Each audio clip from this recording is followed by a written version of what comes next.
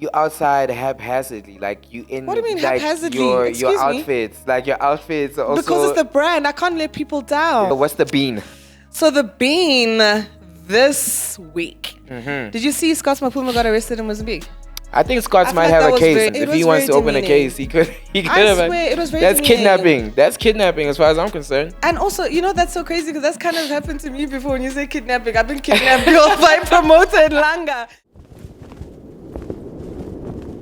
Welcome to the Fat Bean Podcast. This is our wide, right?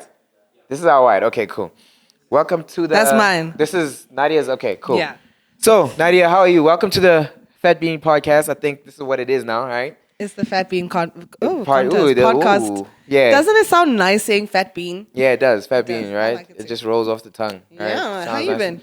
I've been good. Winter is wintering. I was just saying that though. I don't think it's the coldest winter we've had. You think it's the coldest winter It's we've definitely had? the coldest winter I've had. I haven't busted out the heaters yet. I mean, That's electric crazy blanket. business. Electric blanket is definitely on, but I haven't busted out the heaters. I'm sleeping with the heater in my face like this, like literally. That's why you're sick. That's why I'm sick. That's why I you're know, because I'm really outside. I'm outside in these streets every week. No, but I feel like even when you outside, Nadia, you outside haphazardly, like you in. What do you mean like haphazardly? Your Excuse me? outfits, like your outfits are also. Because it's the brand. I can't let people down. There we it's go. a brand. There we go. My outfits are outfitting. So you low key doing it to yourself. I know. I That's the understand thing. it. That's what I'm Me, saying. I'm sick because I'm outside. Anyway, You're not even outside though. Let's not even lie. well, now because it's the birthday season, Yeah, I'm outside. But even when I am outside, the last time I pulled up, what did I pull up in? I had a fur coat too. I had a fur coat, long coat too. jeans. I had a bad B outfit underneath. You had a bad but B I had a fur outfit coat all the way to the ground. How long did did. it stay on for? 2 seconds. I have to take it off when I walk in because it's about the pull up. Exactly. But yeah, what's the bean? So the bean this week. Did you see Scott Mapuma got arrested in Mozambique? No, when was this? Like now, like literally now. I don't know if he's back. I hope they released him. No, They released the guy. I didn't see anything about that. He got arrested. Apparently, he was booked in Mozambique for a kids festival. Okay. And he ran late. Apparently, he did arrive. Some people Okay. saying he didn't even arrive, but he ran late to the gig. And then the promoters got very upset and they called the cops on him. And then, I'll break down what I think about that whole thing. But so they pulled the cops on him. They took away his passport to forcefully make him do a press conference the next day to explain to them why he didn't make the gig on time. So for me, seeing that, I felt extremely bad for Scott because that is crazy. This is in Mozambique. In Mozambique. Wow. He must have been extremely fearful. Like, in a different country, they've forcefully taken away your passport. I don't think that's okay. Then the promoter released a voice note explaining what the problem was, saying that, no, he ran late to the gig, and then he was very disrespectful to them, and they're part of the government or something. And for me, when I listened to it, I kind of felt like they were trying to show him. You know what I mean? Like, because they've probably been seeing what's been going on with him lately, which I don't even understand what's actually happening with him. And at the same time, And you're the booking response- him knowing that people know those things and want to Yes. see him because they want to see who this guy is that they're talking about. So you leveraging Yeah. off of all that shit. So No, what they're doing is leveraging. I think booking him is, they wanted to book him because he's a huge star. He's got amazing songs. 100%. But the reaction to him not coming to the gig, I feel like was definitely heightened because of the backlash that he's going through right now in the media, that they kind of wanted to heighten it. I saw a video of like a journalist, like, you know how it is in the States, it was like, forcefully putting a mic in his face saying, why didn't you come? Oh, your attitude is very weird. Whoa, what? Because they wanted to entice a bad reaction out of him. And now I feel like now it's becoming unfair because yes, there might have been things that have happened where he felt he didn't want to take pictures or whatever the case is, and fans got offended by that. I get that. But now it feels like in Mozambique, they intentionally were trying to entice a reaction to be like, yeah, Vele, he's like that. And also that's my thing that I want to discuss about doing gigs out of the country. Because for me, the promoter says Scott wasn't explaining why he was late, and he was laughing and he was smoking, he was giggling or whatever he was doing. My thing is that when I go out of the country, I have a manager that you're talking to. in between all that you are liaising with. I don't know if you flew there or drove there, but if I fly there, me getting to the gig is the promoter's like You tell me what time you're gonna pick and me up. you bring the what car time, and you bring because the I'm in a car, different you country. The driver, yeah, exactly. You bring the car. You tell me to be downstairs. I'm downstairs. You drive me from the hotel to the venue and back because I'm in your mercy because I'm in your country. So how is he late for a gig unless he drove there himself? I don't know what the situation is, but now I feel where it becomes like they were trying to fix him because the promoter's talking about his personal interaction with Scott's when he's busy asking him about why he's late. And I feel like, where was the middle person? There should have always been a manager that's communicating with promoters, explaining maybe it's a border delay, or maybe they had a flat tire, or there's a situation that's happening. But I felt like they were gunning for him. They were going for him. And that made my heart broke for him. I was just like, that is just, it seems so unfair because it's like everybody now is trying to get a reaction out of him at his own detriment because you think it's going to trend for you. I don't think it's warranted to get a person arrested because they didn't make a gig or they were late or whatever the So situation was he late or did he not make the gig? Which one is it? I think he was late. I think he was supposed to perform at 7 and he arrived at 11. And then they mentioned that he had another gig at 3. So that's where I don't understand. Well, what the other gig at 3 is none of their business because, I mean, he's allowed to take other gigs after your gig.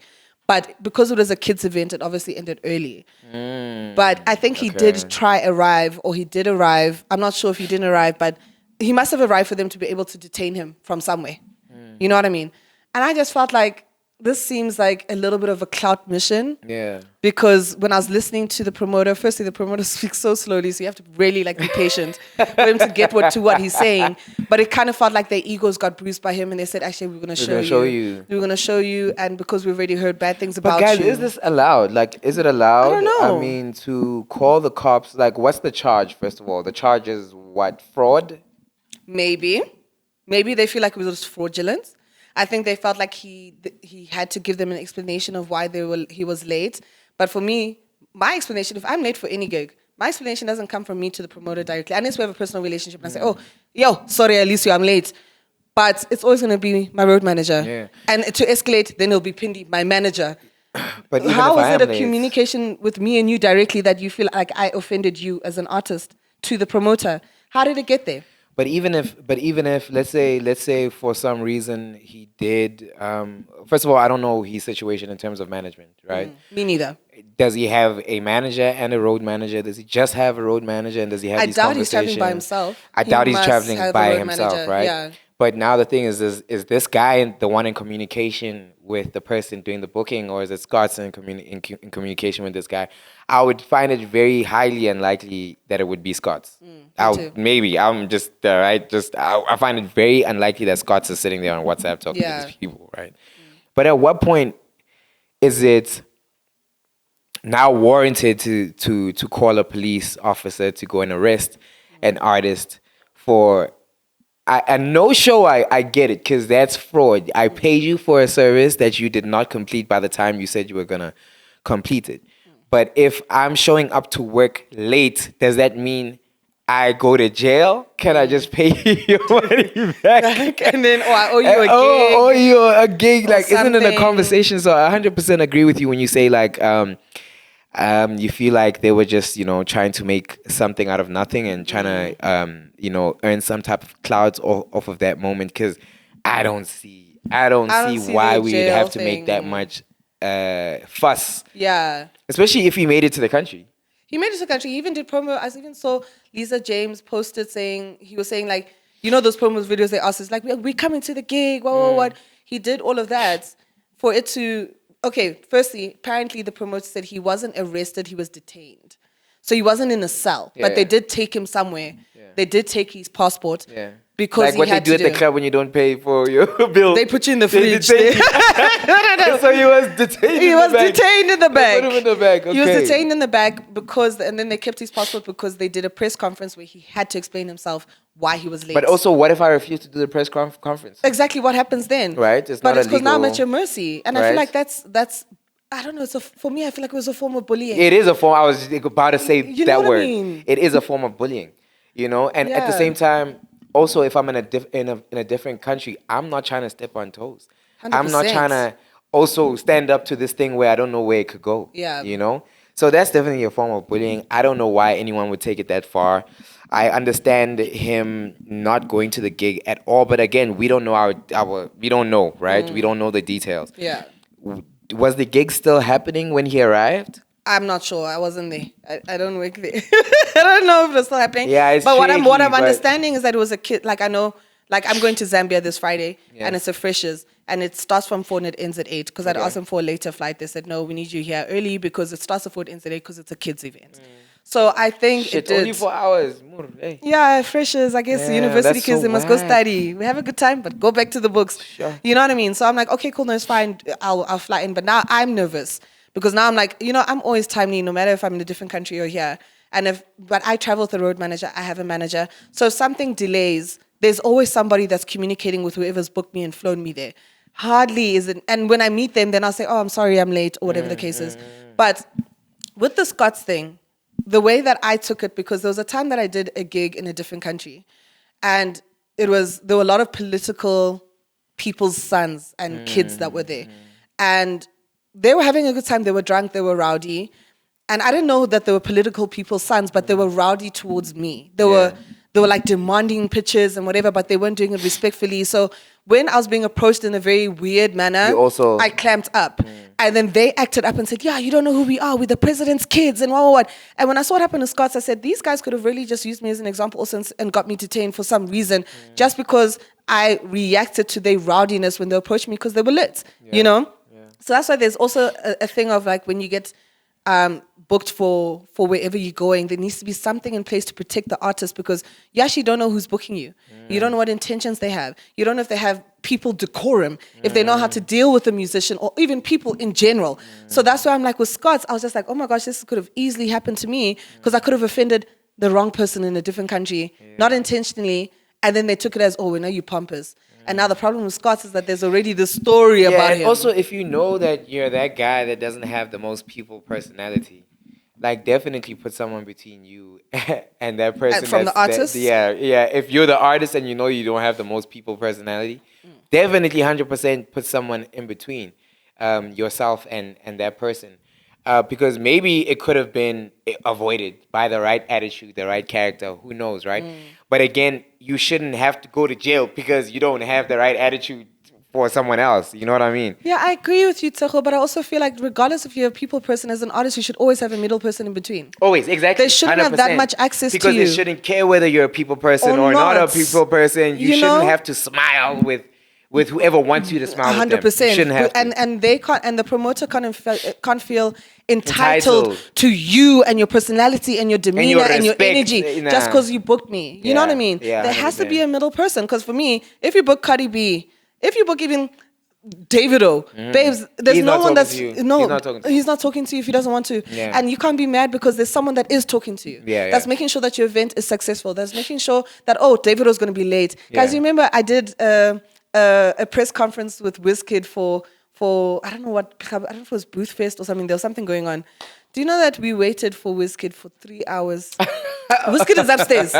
He's upstairs. In the hotel? In the hotel. Yeah, because Wizkid, it's about his energies, babes. It's about, even like Foka's birthday party now. We were all waiting for him and he didn't know it was a surprise party. So he didn't know. So, but they were even saying, guys, you must know, Foka, that he meditates, because this thing in our industry, it really is an energy thing. You have to like really prepare yourself before you walk into a space with people. So they were like, he could be smoking or whatever, or maybe he's meditating in the car, guys. He doesn't know that we're all here waiting for him. And I said, meditation. And I said, no, but I get it. No, I get it. Because if it was me and you try to get me there at a certain place and do a surprise for me, I'm also that guy. I'm late anyway. So imagine when you try to get me for a surprise. I'm going to be smoking in the crib. Exactly. And they told you it's a photo shoot. You're going to be more relaxed. Like, they're still setting up. Don't worry. They're still setting up. They're not going to be ready when I get there. Facts. But that's crazy. The story, because I've been seeing a lot of like female DJs that honestly have no prominence in South Africa. They're just starting their careers. And they're all over in different countries. Like African countries. And I'm wondering what their experiences are like, because I've also seen a lot of horror stories where their flights won't be booked to come back. Really? They'll be forced to like stay there. And there's stories. I've seen stories on X and seen stories on TikTok. Oh, snap. But these are DJs that we don't know. These are just female DJs that were club hostesses or dancers at some point. Now they're DJs. Pretty. And now they're in fucking Congo. I'm like, they don't have fluted fights. How the hell did this happen? But if this that is a happening management thing. That is a management thing. side. But now But like, yo, if this is happening to prominent South African artists, what more for a female DJ that's 100% managing herself, Yeah. 100% road managing herself, Yeah. being told, no, you're not gonna leave today. We want you guys for the whole weekend, 2 more gigs, and if you don't take them, there's no flight booked. You know, these people are saying, That I've is read a stories hard- about these girls saying, like, we didn't get any food at the hotel the whole day. You know, we couldn't call out. We didn't, you know, they're showing pictures of like outside the hotel room is dusty ass roads. Yeah. And I'm like, damn, but you're going to learn. Yeah. You're definitely going to learn. You're gonna learn. That's crazy. That's actually so scary to me here because I'm That's a girl. scary, yeah. But because I also feel like a lot of guys, you guys are self-sufficient. You can travel to other countries and like do it on your own because We can leave the premises and go make a plan. and but make you, a plan. We can't. like, We in their yo, mercy. yeah, You in their yeah. mercy. That's why I was just like, you know, for me, I enjoy doing gigs in other countries on the African continent. I really do. But I have had those experiences where things didn't work out the same way, Yeah, you know? yeah. And it's always different for me when I'm at home because at home I know that everything is sorted. Yeah. There's kind of like a level of how we do our business Yeah. here as And there's artists people you because can call. There's and a there's people you can community call. you can call. You know what I mean? Yeah. Whereas in other African countries, there's always a culture shock. I've been doing African countries for like my whole career, so I'm used to it. So I know when I walk in, and this is the situation, I'm used to that things might not go the same The way way as you- back yeah, home. yeah, I'm not, yeah,